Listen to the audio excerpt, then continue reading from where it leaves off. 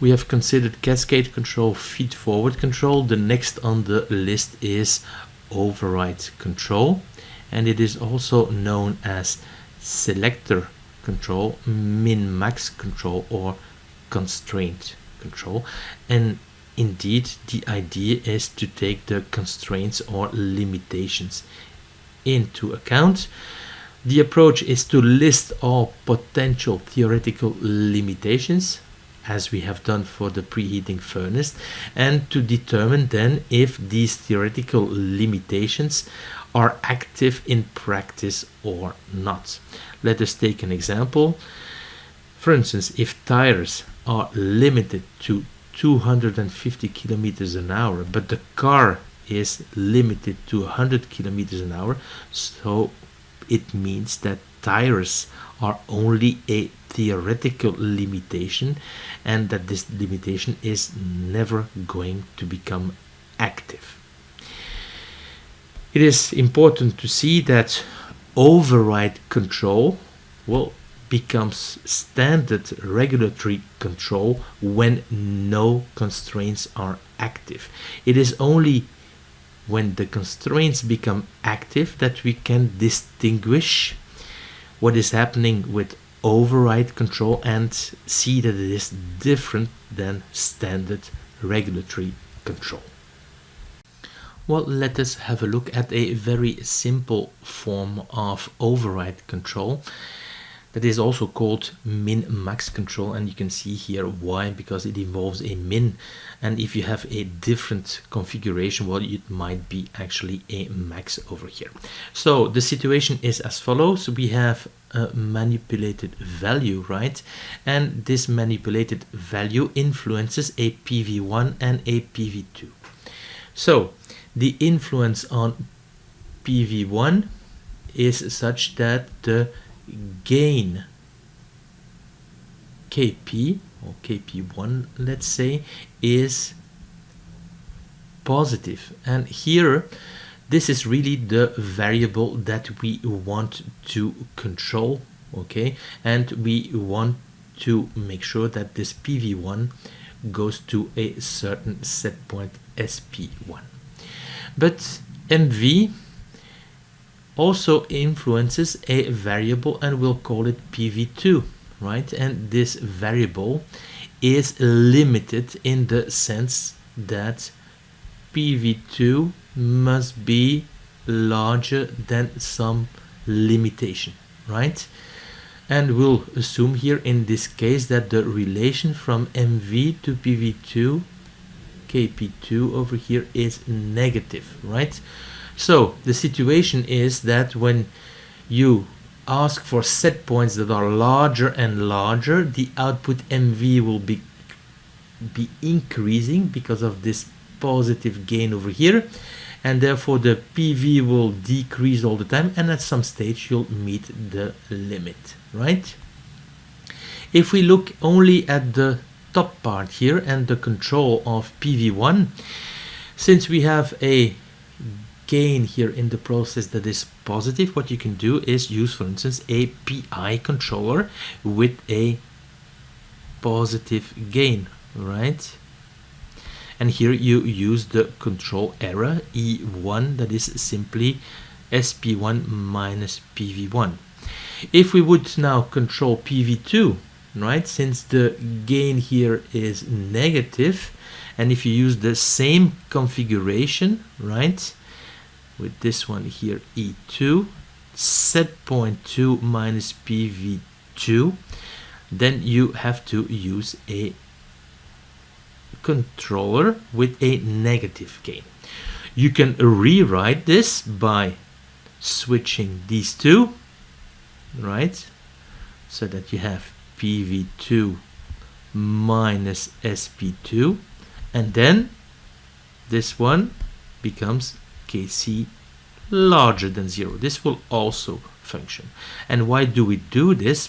Well, because we want to use only one controller with a positive gain, right? And in this way we'll be able to combine these two things, and this is how it is done, right? So PV2 is with the plus, this is right, and this one is playing the role of SP2 with the minus here, right? And here we have the positive gain. We have said that override control is simply regulatory control if we are far away from the constraint. Well, if PV2 is much larger than the limit, this error will be very large, and what will be selected is the standard error, right? So this will be simply working as a standard PI controller. But if the set point is constantly increased, right, well, PV1 will increase, but because of this negative gain here, PV2 will decrease.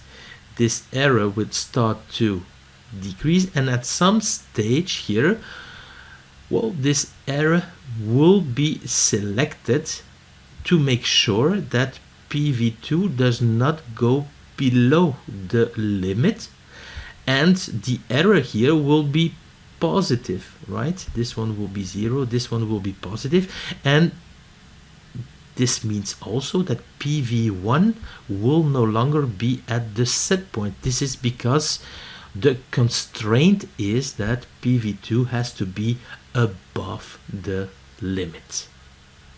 What we will do is use MATLAB Simulink to illustrate the concept of this override controller so that you can better understand the concept. For override control, the idea is that when the constraint is not active, we have to control an output to a given set point, and here the output is given by this process from MV1 to PV1, and this process is a process first order, 0 lead time constant, and a gain of 2. PV1 has to follow the set point SP1, and we have to make sure that PV2 is above a certain limit that is -5 over here, and the relation from MV to PV2 is also a first order system, same lag time constant as the other process, but the gain is negative over here. The override controller is over here. So this is the controller gain, the integral time constant, and this is the limit on PV2.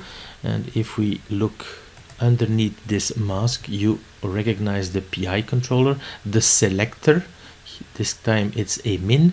Here the first control error that is associated to PV1, so when the constraint is not active, this control error is selected, and here you have the constraint handling. So when PV2 decreases at some stage, this error will be selected, and of course it will no longer be possible to have PV1 on SP1. We can now run the process, and what we'll do is go to a set point of 10. You can see here that it's possible to reach this set point without any problem, and PV is above the constraint of -5. So what we'll do now is increase the set point even further, and you can see here now that we hit the constraint of -5. So this one is imposing that PV2 should not go below -5, and therefore we are no longer able to follow the set point. But again, here the priority is to make sure that the constraint having PV2 above -5 is satisfied. Let us have a look at the curves. What you see here in brown is the set point for the variable PV1. So these are the two curves that come into play in the standard regulatory control problem, and you can see that PV1 can meet the set point if the constraint is not active. The constraint is imposed on the variable PV2, and the constraint is that PV2 shown here in green should be above the limit shown here in red, and this limit corresponds to -5, right? This is the output of the controller, and here you see the errors. You have E1, this is the standard control error from the regulatory control problem. So this is the error that is normally selected when the constraint is not active, right? And E2 is the error that comes from the constraint handling, and it's shown here in purple. And what you see in green is really the error that has been selected using this minimum selector. You can see that when the set point goes from 0 to 10, for a short while, the error from the standard regulatory control problem, E1, goes above the error E2 that comes from the constraint handling, and it is shown here in purple. So for a short while, E2 is selected, as you can see, and this slows down the response of PV1 a bit.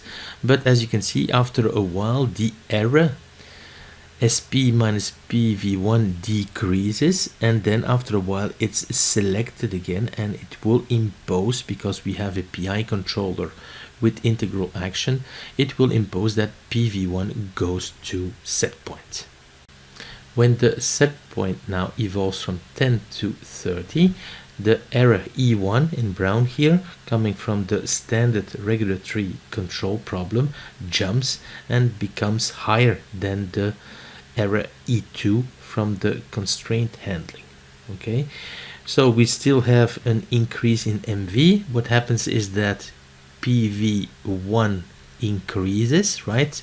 So the error E1 decreases, but also the error here, and the difference between PV2 and the limit decreases, and you can see that the error goes to 0, signaling that PV2 has now reached the limit, right?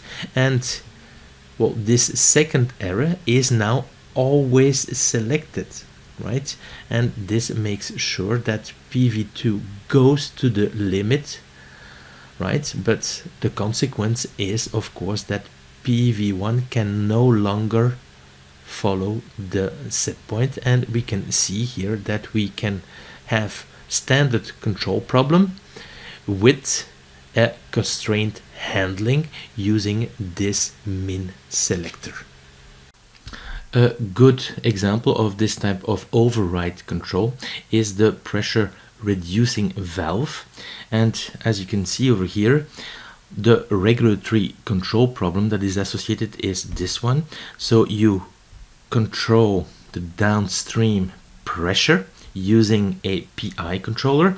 If you open the valve, well, the pressure will increase, so KP1 is positive, but of course the pressure P2 will be decreasing, so here KP2 is smaller than 0.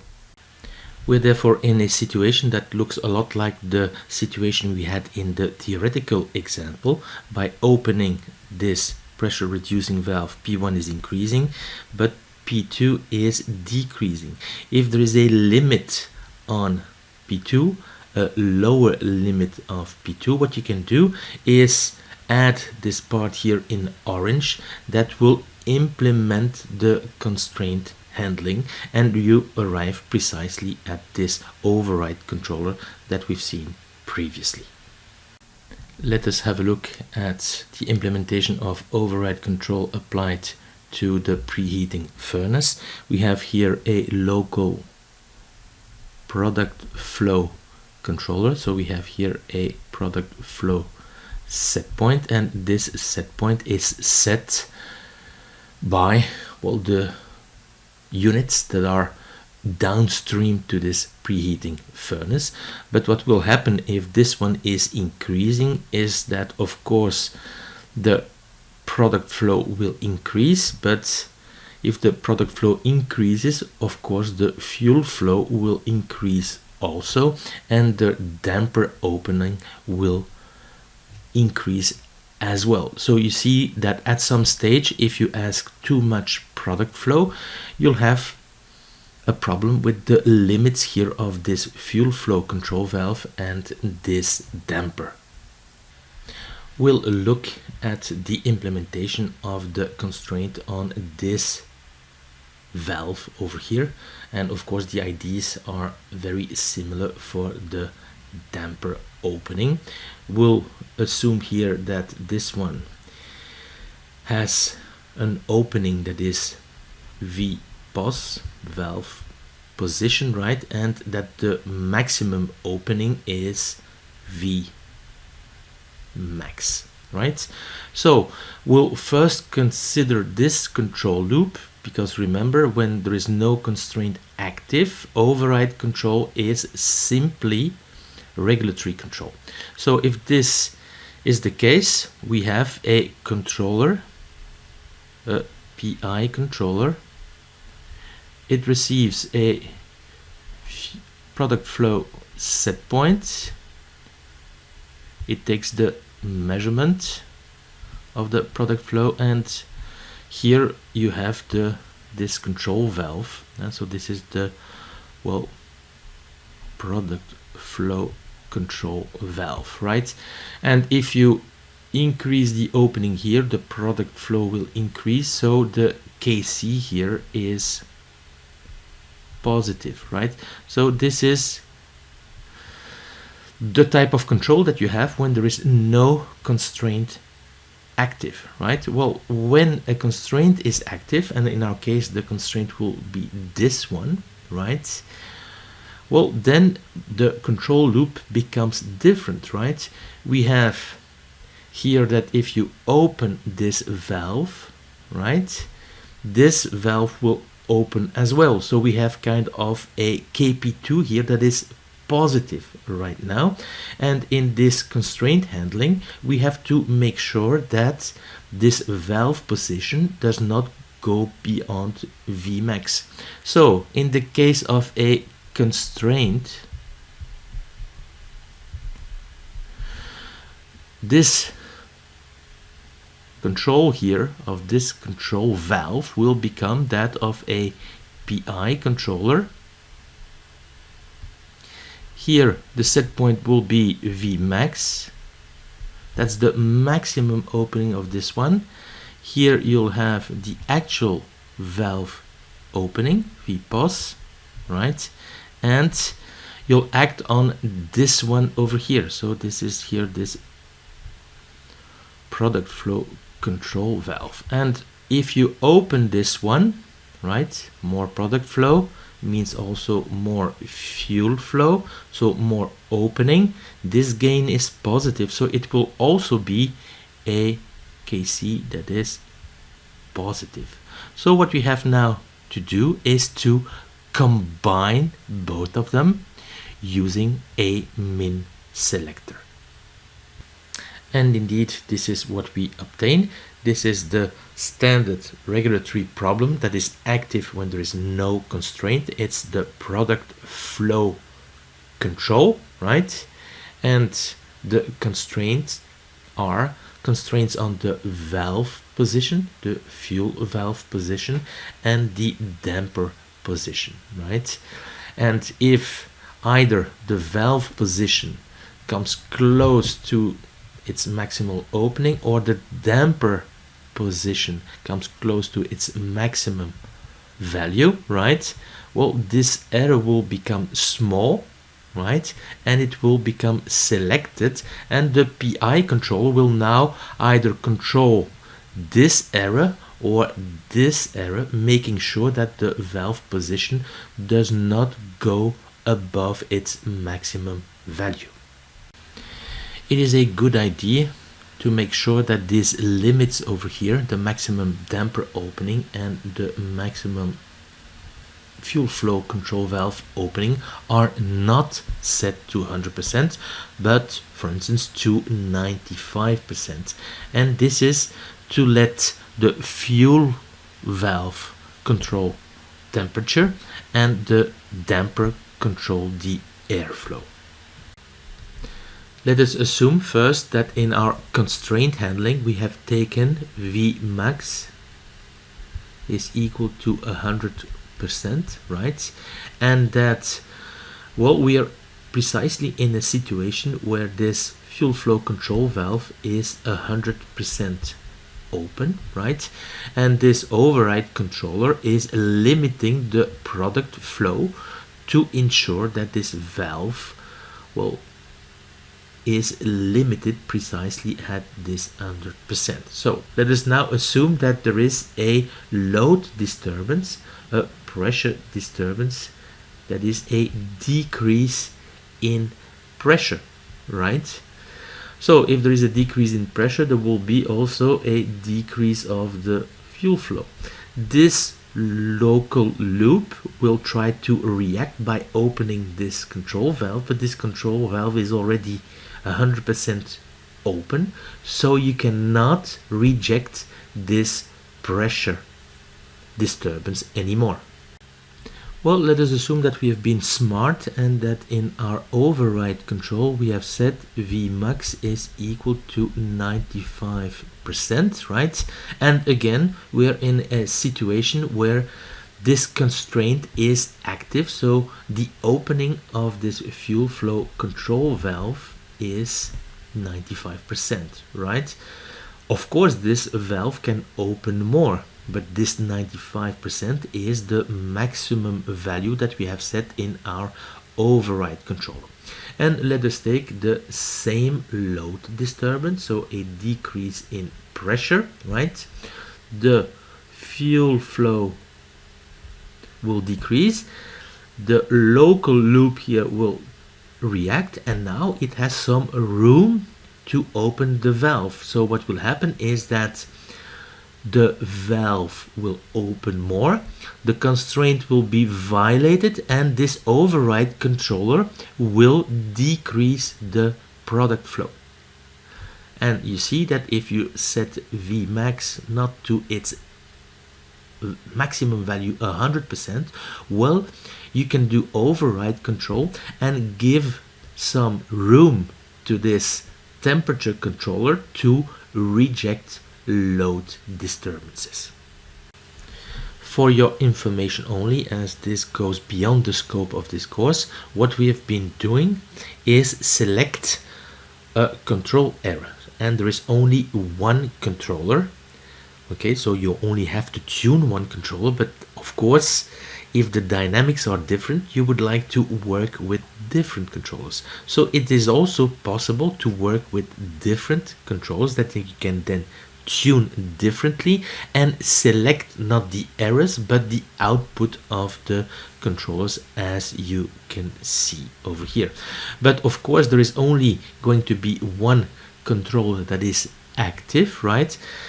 The other controllers are inactive, and well, you run the problem of integral wind-up. Okay, so if you implement something like this, well, you need a special form of tracking. This will be handled in the section on integrator wind-up, although this special form of tracking will also be for your information. But anyway, if you want to implement this on a process, all the ingredients are present in the course to let you implement this. Well, let us do a little quiz on override control, and the idea is to construct the correct override control structure. Well, you have a variable MV, right? This is the input, and it is affecting a variable PV1, and the gain is negative. And well, PV1 is the process value that you want to control using a set point SP1. So this is the, well, main regulatory control problem, right? But you have a constraint PV2 that is also influenced by MV, has to be smaller than some limit value, and well, the gain from MV to PV2 is positive. right? And you should construct the correct override control structure using the following elements, right? So again, push the pause button, use the rewind and forward buttons to construct this control structure by yourself and look at the solution later. Well, let us look at the solution now. Well, the first thing that we have to do is construct the regulatory controller. That's the controller that is present when the constraint is not active, right? So we'll have to construct the control error, and we only have at our disposal SP1 minus PV1, so we have to use this one, and let's put it over here, right? So we have a process from MV to PV1 that is negative. We use SP1 minus PV1, so we kind of see here that since the gain of the process is negative, we have to use a negative gain for the controller, right? So this is now the standard regulatory control problem, right? So here we have now a gain for the control that is negative. Let us now look at the constraint handling, right? So here we have two choices, either this one or this one. This one would correspond to a gain that is for the control that is positive, since the influence of MV to PV2 is positive. So we need to take this one over here, right? The controller gain is negative, right? The gain from MV to PV2 is positive, so we have to take the opposite of the standard control error, and the standard control error is set point, here the limitation minus PV2, right? So now we have already this one, and we know that PV2 should be in a normal situation much smaller than this limiting value. So in a situation where the constraint is not active, this thing will be very negative, right? And in a standard situation, we should not select it, right? And in order not to select it, we have to take a max, right? The idea is here again that when the constraint is not active, PV2 is much smaller than this limiting value, so this thing here will be very negative, and indeed by taking the max we'll select the standard error, and this is how we arrive at this correct override control structure. Very quickly we can have a look at a MATLAB Simulink simulation. So this time the process, so the standard control problem, if the constraint is not active, has a negative gain, and the lag time constant is 5, and well, the process associated to the constraint has now a positive gain of 0.5, right? Here we have the override controller. This time the limit is such that PV2 has to stay below 5, and if we go and have a look, we have our PI. The selector is now a max, and this is the standard control error coming from the regulatory control problem, and this is well coming from the constraint handling. We can now run the simulation and go to a set point of -10. And as you can see here, the constraint is not active, so we can reach this set point. Here you can see that PV2 is 2.5, so it's below the limit. But if we go to -30, then well, the constraint becomes active and you're no longer able to follow the set point. Well, you see, in fact, everything mirrored with respect to this other simulation that we had done, where we had a min selector. When you do the set point change again, here you can see that temporarily E2 is selected, and then when PV1 goes to set point, well, the standard control error becomes small enough to be selected again, and the PI controller makes sure that PV1 goes to set point as it has integral action. But if we take the second set point change, right, then, well, this second error from the constraint handling is selected, but now for always, because you can see here that PV2 goes to the limit. So this second error coming from the constraint handling is now always selected, making sure that PV2 does not go above the limit, right? But of course the consequence is now that PV1 is no longer able to go to its set point. This is because we have this constraint handling that has the priority. Note that with this override strategy there might be slight temporary violations of the limit of the constraint, right? This is what you can see over here. In this case the violation is very small. In other cases it could be a bit larger, but you can handle that by taking a slightly more conservative value of the limiting value.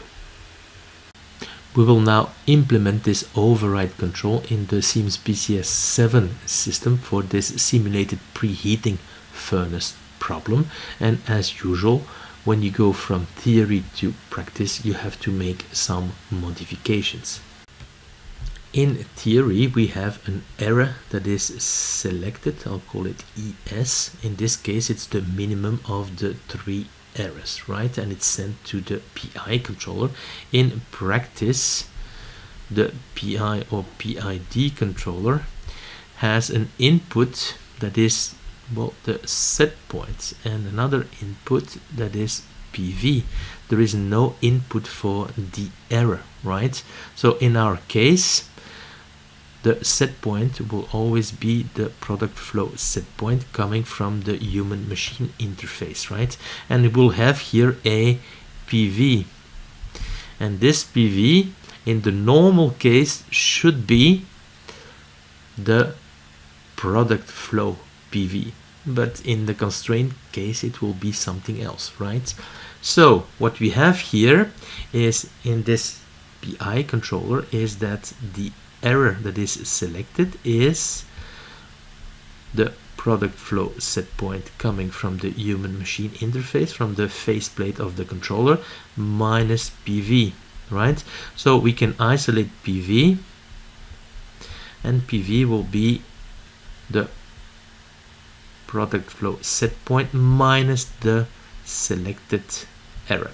So we have to construct a block that selects this error using this min, and then we have to construct a virtual PV that we'll be using in our PI controller. And in a normal situation, right, when the constraints are not active, well, ES, the selected error, is, well, the product flow set point minus the product flow PV. And if you inject that in here, you see that indeed PV is equal to the product flow PV. But this will not be the case when we are handling the constraint, or when one of the constraints is active. And this is indeed how it is implemented. What you see here is the CFC control plan for the preheater control, and you see here a block that is programmed, an FB, to produce this virtual product flow PV. If we go and have a look at the source, this is what you see here. If this block is enabled, you see the 2 errors, the standard control error and the one coming from the constraint. Here we have only implemented the constraint on the fuel flow, right? Here you take the minimum between the two, and what is done over here is construct this virtual PV as shown previously. If this is not active, well, then this output is simply the product flow. Well, let us have a look at the override control in the case of the preheating furnace. As you can see, the override control is activated. This is the actual product flow, and what you see here inside is this virtual PV, and now both are identical because the constraint is not active. This opening of this fuel flow control valve is far from 95%. Let us now double this product flow, and of course the constraint will be activated and will not be able to follow this, well, product flow of 1600 liters per minute. You can already see now that there is a difference between what this virtual PV is and the actual product flow, and you can see indeed that we have constrained the valve opening to around 95%. So in dark black here you see this virtual PV, right, this one over here, and you can kind of see now that there is a difference between this virtual PV and the actual product flow. You can already see that things have stabilized, right, and the constraint has been taken into account. So what we'll do now is, by changing a parameter, induce a pressure drop here. Then there will be less fuel going through the preheater, right, and well, obviously the opening of the valve will increase, and this one will then slightly decrease the product flow to kind of meet the constraint. Let's do this. Here we can just do this using a parameter, and you will see the control valve has opened a little bit more, but the override controller is reacting, as you can see here, by decreasing the product flow, right? So by taking here a value of 95%, we make sure that at all times we are able to reject perturbations at the input, so load disturbances. Well, let us now have a look at another type of control structure, which is ratio control. The idea is simple. We have here a stream that is dictated by the upstream or downstream process, right? And we have to keep some other stream here in a given ratio with this stream up here, right? So this could be, for instance, because we have a combustion control, we have to maintain an air to fuel ratio. So here we would have the fuel flow, right, and we have to maintain the airflow in a certain ratio A, right, with the fuel flow, of course, and we have to kind of keep a kind of air excess. The way to do this is to implement a local flow controller for this, well, manipulated stream, the one we are going to manipulate, and to construct the set point from this disturbance stream simply by taking the measurement, multiplying it by the ratio plus some bias, right? So here in our case for combustion control, the air stream set point or the airflow set point comes from the fuel flow multiplied by this ratio, and we add this bias to ensure that there is an air excess.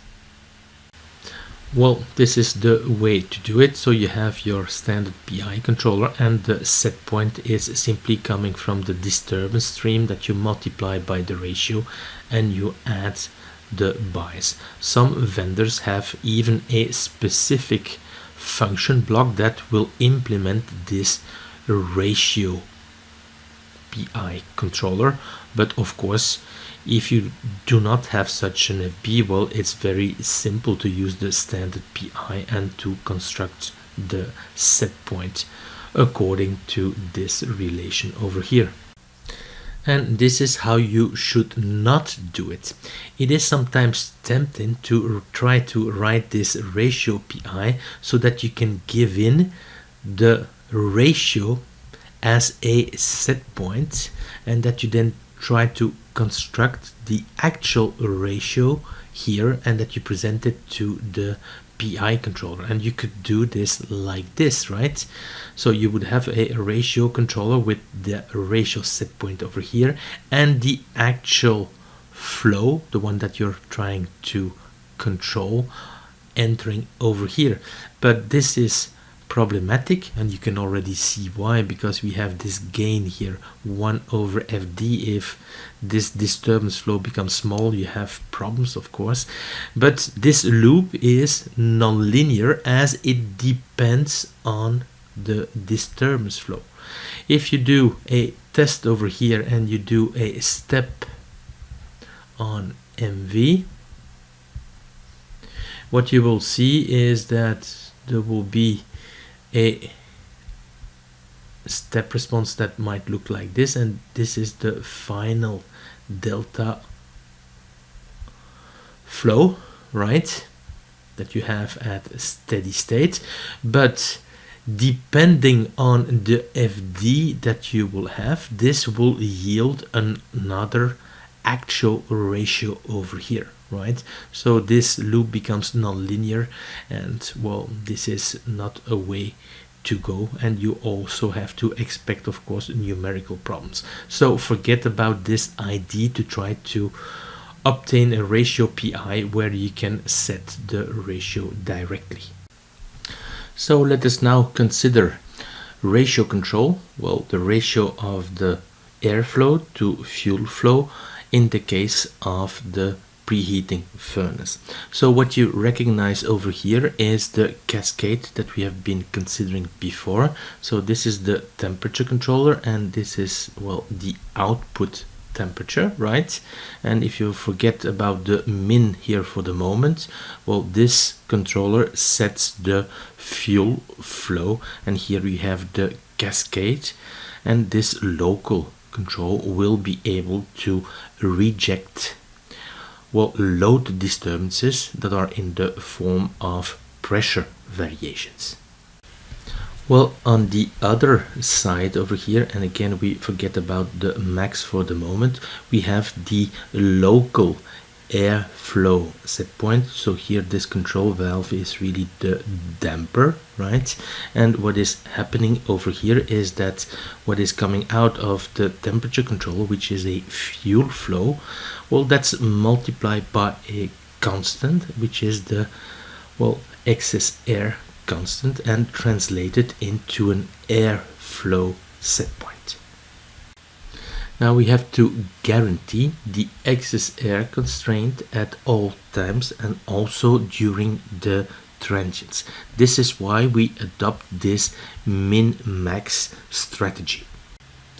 Well, let us first assume that before we do a set point change in the PI controller, that we assume that the system is in steady state. So all variables here, the fuel flow and the airflow, are constant, right? And everything is on set point. And then we ask for a set point change in the temperature controller. So it's an increase of temperature.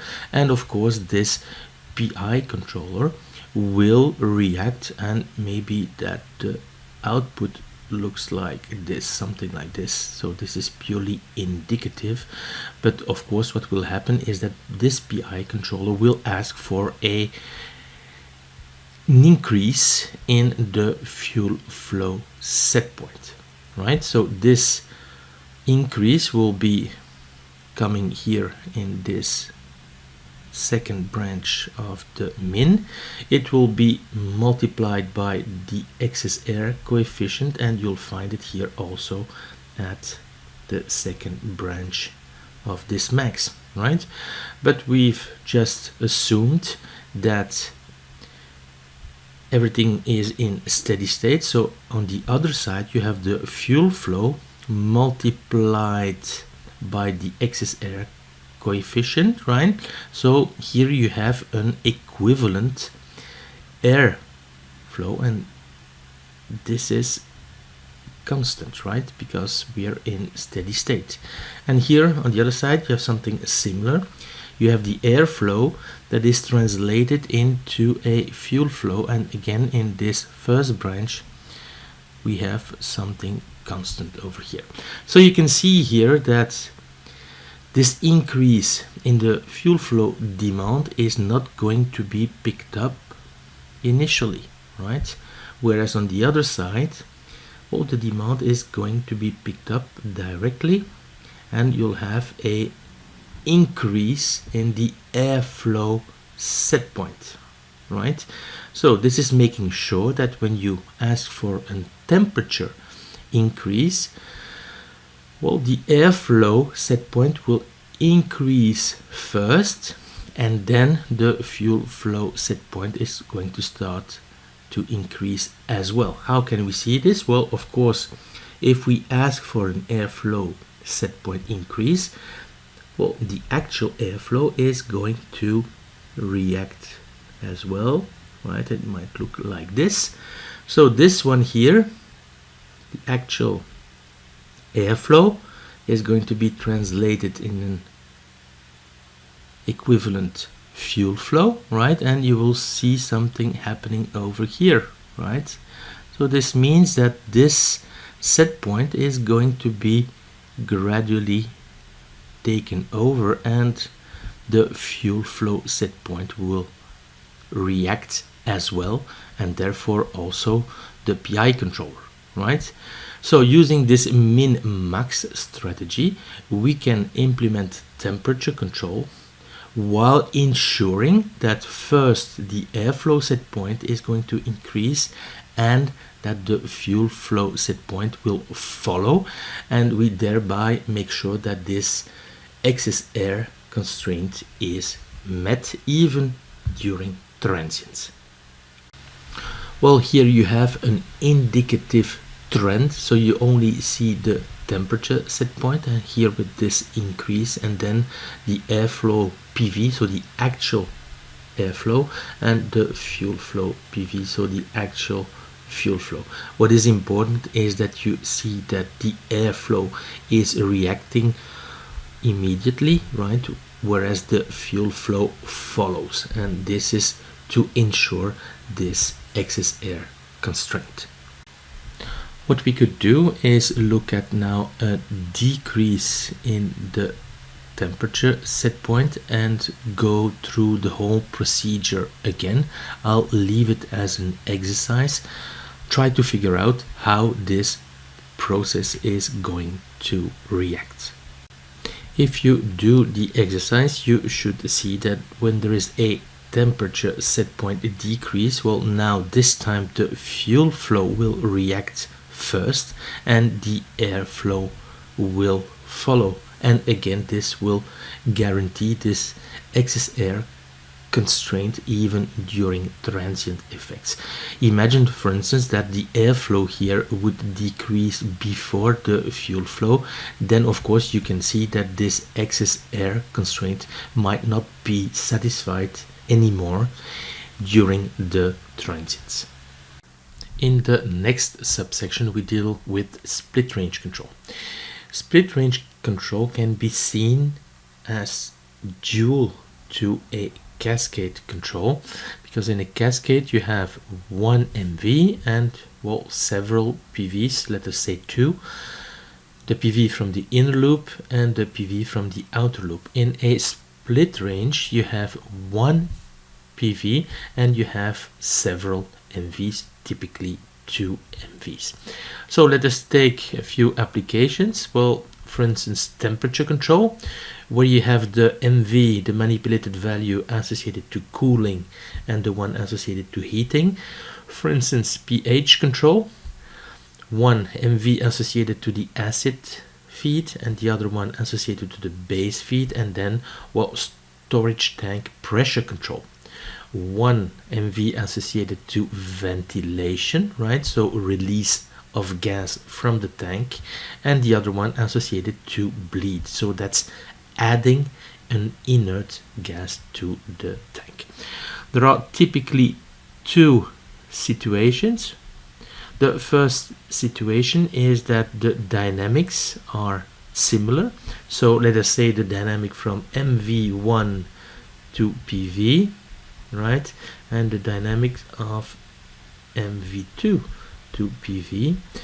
The time constants are the same, the dead time is the same, but what could be different is the process gain. And then you have the situation where really the dynamics from MV1, for instance, cooling, right, to temperature, or heating to temperature, are different. And this is, for instance, the case in temperature control. There is, of course, a critical region when you switch from one actuator to the other, and sometimes, well, a dead zone or an overlapping zone is used. We will not discuss this, but in some blocks that implement the split range, these functionalities are available. Well, let us have a look at this split range. And split range control is actually a PI controller that is followed by a block that will translate the output of the controller to 2 valve positions, in our case VA and VB, right? And depending on the process, well, this relation from controller output to VA and VB might look very different, okay? And typically you have 4 types of relation, 1, 2, 3, and 4, right? But it's more complicated than this. This point over here, which we'll call the neutral point, can move, right?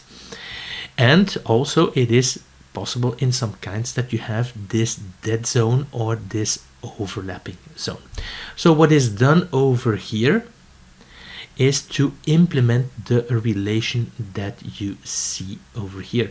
You will see that in the range 0 to 50%, right, the output of the controller when increasing from 0 to 50 will be taken over by this valve VA, right? We multiply by 2, so indeed we see the output augment to 100%, and from there on it's limited because of this min over here, right?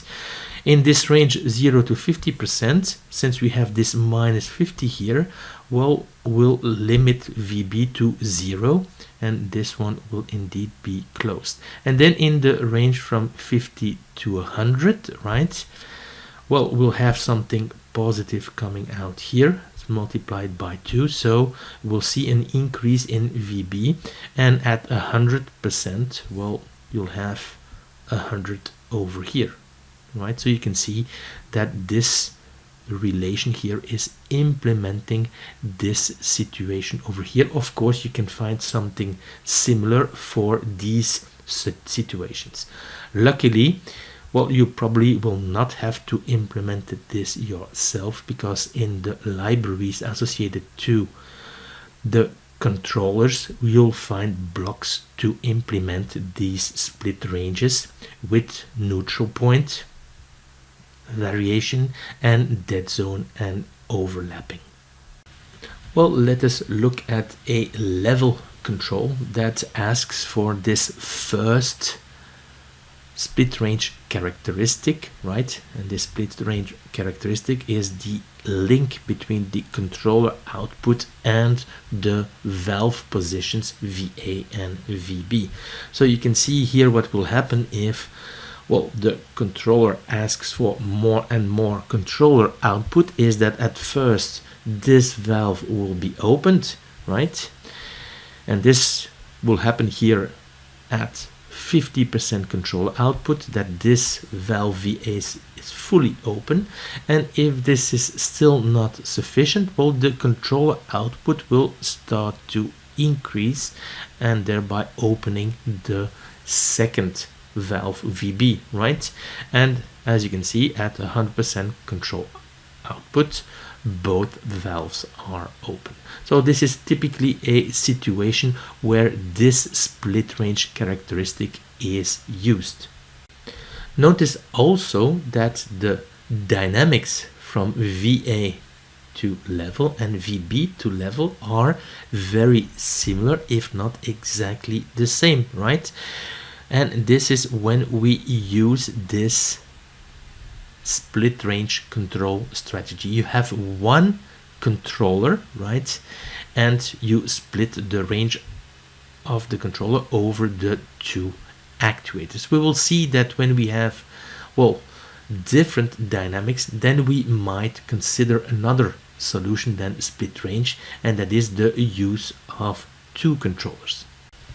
We'll assume here that the sizing characteristics of the two valves are identical, right? And that at maximum opening, well, the output discharge is exactly the same, right? So we kind of assume that there are no pressure variations over here. What you can then do is look at this relation from controller output to valve position, but also to output flow, and this is what you obtained. At 50% controller output, well, the first valve is 100% open, so we have 1500 liters per minute, and at the controller output corresponding to 100%, both valves are fully open, so we have 3000 liters per minute flowing out, right? So you can see that in this first region here, we have a slope, right, of 30 liters per minute per percent opening, right? And this is also the case in this second region. So we have a form of linearity, right? What we have here is that not only are the dynamics from VA to level and VB to level the same, also the static gain is the same, and this explains why we can choose this neutral point here to be 50%. Well, now we'll take valves with different sizing characteristics. Again, we'll assume here that there are no pressure variations, and you can see that when, well, this first valve is fully open, then the output discharge is 1000 liters per minute, and here you have a valve that is such that when the valve opening is 100%, then you have an output discharge of 2000 liters per minute. What we'll do is use this same split range characteristic with this neutral point here at 50%. What we can now do is translate the controller output to a flow output, taking these, well, sizing characteristics of the valves into account, and this is what you obtain. You can see here that in the range 0 to 50%, well, the valve A will open from 0 to 100%, and this will correspond to 1000 liters per minute. So here in the beginning, you have 1000 liters per minute divided by 50%. So you have a slope of 20 liters per minute per percent opening of the controller output, right?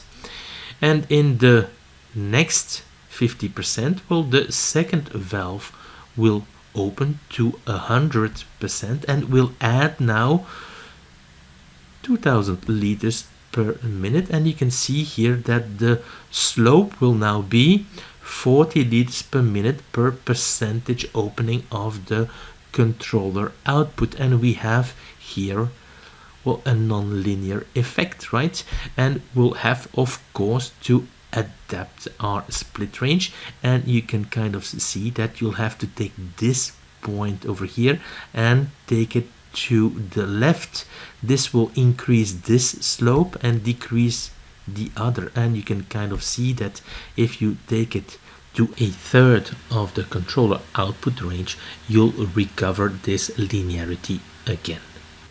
So if we use the following split range characteristic, right, you can see that if you translate the controller output to output flow, then everything is okay, right? In the first third of the controller output range, well, the valve will open to 1,000 liters per minute. The slope is now 30 liters per minute per percent.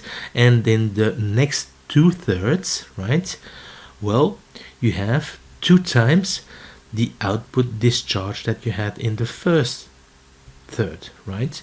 So again, you'll have this same slope of 30 liters per minute per percent opening of the controller output. And indeed, as you can see, you recover this linearity in the relation from controller output to output flow discharge. We can now see that the relation from VA to level and VB to level have the same dynamics, but that the static gain is different, right? And we have used this neutral point to correct the fact that indeed these static gains were different, to recover a linear relation from controller output to output discharge. Before we continue this subsection, let us talk a little bit about the separator. A separator is used in the oil industry, and this oil, gas, water separator is a pressure vessel that is used to separate the crude oil coming from the well in gaseous components, right, and liquid components, water and oil.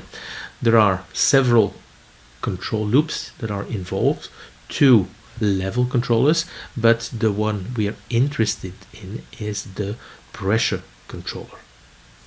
Note that the next few slides are based on information coming from this source, and you can simply go to the internet site by clicking on the link. Well, in reality, the process is a little bit more complicated. The gaseous component, right, is recovered and sent to gas compression stages. In the event of a sudden and massive pressure increase, what is done is that this gaseous component is flared, right? Flare gas, gaz de torchage in French, right? So you have again 2 actuators to control the pressure, and if you would have to implement this using a split range controller, a PI controller with a characteristic, you would again have this characteristic, right? In first instance, what you do is, well, open this, well, compressor suction valve, right? And if there is a pressure that is still too high, what you can then do is open the flare valve. But the flare valve needs to react quickly in the response of high pressure increases, right? Whereas the compressor suction valve needs to move much more slowly to prevent instability in the compressors. So you can see here that we have very different dynamics, right? So what you would like is to use 2 controllers with a different tuning, right? And this is what we explore next. Well, this is then the approach. You have a first controller, controller A, that will control valve A, that is the suction valve to the compressor, right? And you have a second controller that will control the flare gas control valve, right? And they both will use the pressure measurement, right? And the advantage is that you have two controllers, and then you can tune them separately and make sure that, for instance, this loop is slower than this one. Of course, you'll have to use different set points, otherwise these two controllers will interact with one another. So we'll have here a set point A and a set point B, right? And in this case, set point B will be larger than set point A. When the pressure goes above set point A, well, this one will open first, and once this one, right, is at 100%, or that the pressure increases too quickly and you go above set point B, well, this second valve will open as well. So we need really different set points over here to make sure that these two controllers do not interact, and the difference SPB minus SPA really depends on the process and on the tuning. Well, when you have two actuators, MVA and MVB, influencing the same PV, you really have two approaches. The first one is what we really call split range control. We have a single controller, so there's only one controller, but the output range is split in such a way that one operation is active in the beginning of the operating range and the other at the end of the operating range, right? And this is what we've seen, for instance, in this case of level control with a split range. The second approach is to use two separate controllers, one for each operating mode, right? And the advantage is, of course, that you can tune the controllers differently for each operating mode, but the hypothesis is that the set points of the individual controllers must be separated sufficiently well, and this is, for instance, what we have applied in this separator pressure control. We have to choose between a single controller with split range or two controllers, and this choice is dictated by the following issues. The first thing that we have to look at is the dynamics. If the dynamics are similar for the two modes of operation, then there is no question about it, we have to use a split range. If the dynamics are very different, well, then it depends.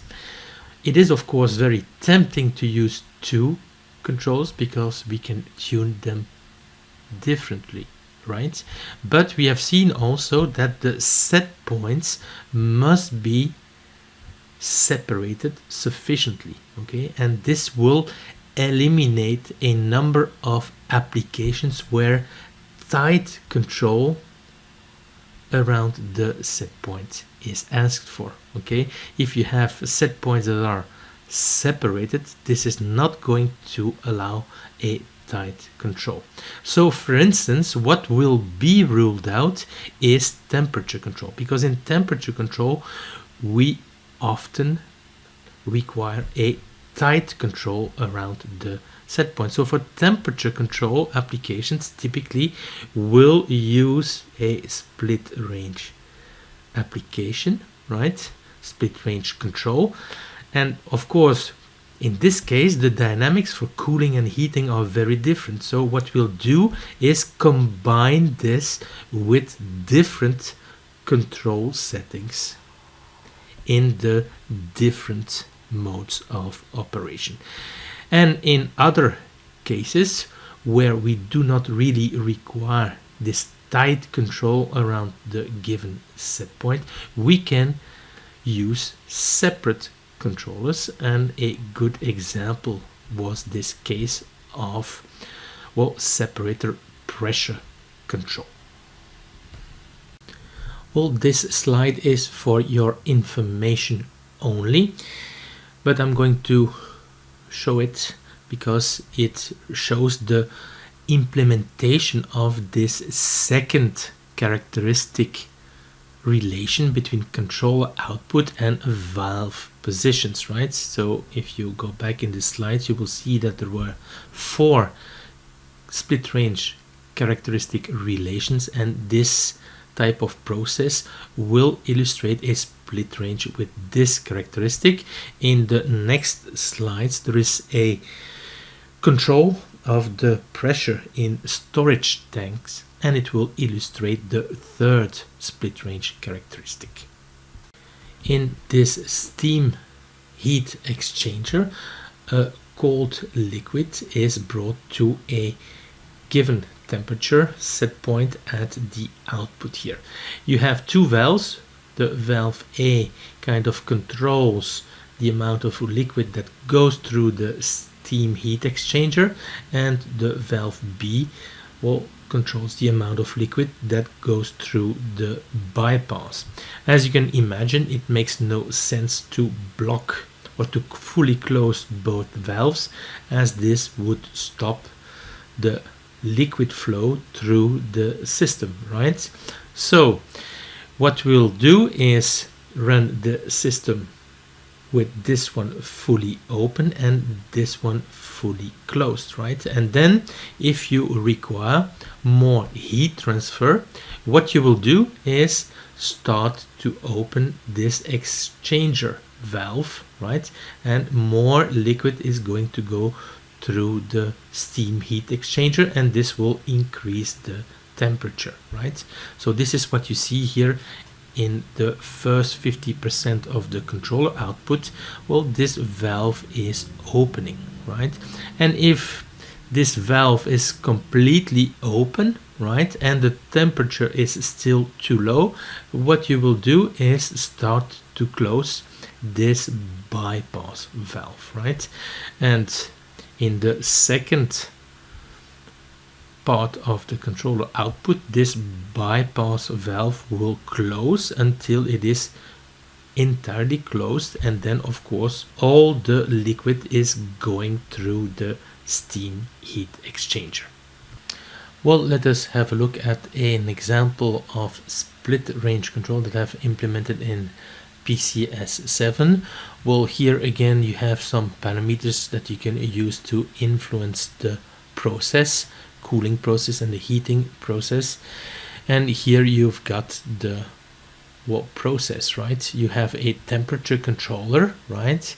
For the moment the set point is at 80, and you can control the temperature by heating or cooling. For the moment around this working point, as you can see, well, it's the cooling that is chosen over here, and we see here that an output of the controller of around 37% corresponds to 16% valve opening. We'll come back to that later, right? Here you have a valve for heating and cooling, right? Notice that this valve comes also with a faceplate, and it looks quite similar to the faceplate of a PI or PID controller, right? For the moment this valve is in automatic mode external, which means that it receives its set point from the temperature controller. What I could do is, well, put it in manual mode and directly influence the valve opening. Let us look at the programming in CFC. You can see here that you have the process that is programmed. I will not go into the details of that, but you should be able to obtain a block, right? An FB that implements a given dynamics with what we've seen previously in the course. What is interesting to us is the split range control. Well, let us have a look. What you see over here is the PID controller for temperature. This is the output of the PID controller, the manipulated value, and this manipulated value is sent to the split range controller. We can have a look online at what is happening, right? And you can see that indeed an output of the controller of around 37% corresponds to roughly 16-17% cooling and 0% heating, right? So let us have a look at where this is coming from. So we can click on the block and have the documentation. So you see that here we have a split range, the PV, the PID control, and then the range of MV is split in a first output and a second output. And you can implement different split range characteristics, right? These are the characteristics that we've seen in the theoretical course, right? With the neutral position that can be changed. And as you can see, you can even add a deadband or an overlap. An overlap is really here in this case a negative deadband. The characteristic that is implemented over here is this one, and in this case we have this characteristic, as I said, but with a deadband of 5. So we have something here that is around 50, then the small deadband, and something that looks like this, right? And this is this deadband of 5%. This is here cooling, and this is heating, right? So we have here an input at around 37%. Let's say that this is approximately over here, 37.51%, and this corresponds to a cooling output of roughly 16 to 17%, and of course there is no heating. And just for the fun of it, we can do a set point change, and let's go for instance to 150 degrees, right, and see what is happening. Well, as you can see now, the controller has switched to heating, right? And you can see here in green the PV that is going to set point. And this is the steady state situation. As you can see here, the temperature in green has settled on the set point. Notice now that indeed, as I said before, we are using heating as an actuator, and the controller output is at 75%. So if we draw the split range characteristic, right, so this is the controller output, so this is MV in percent, right? We have 100% over here. We have the valves, right? Here we have 100% as well, and here we have this deadband region. This was cooling, right? And this is heating. And this time we have a controller output at roughly 75%. So this corresponds to approximately here 45% for heating, because you're on the right. Okay, the drawing is not very precise, but you can see that this is indeed corresponding. In the next subsection, we tackle mid-range control and we'll look at a flow control application. We have the flow measurement, and at our disposal to control the flow, we have two valves. We have a first valve that is associated with a small flow line, right? So this valve will have a small peak flow, right? But it has a high resolution in the sense that we can control the opening of this valve very precisely. Here we have a large, between quotes, flow line, and the associated valve has therefore a high peak flow, but this valve has a smaller resolution. What we could do, since we have 1 PV and 2 MV, is to use split range control, right? We use this valve over the first part of the control output and then this one in the next part of the control output. But this is not a very good idea here, because we would like to use this valve V1 over a larger range, since it has a high resolution and it allows us to control the flow very precisely. Well, the mid-range control strategy is very simple. Since we have here a high resolution valve, it's obvious that we want to control the flow using this valve, and therefore will use a controller C1.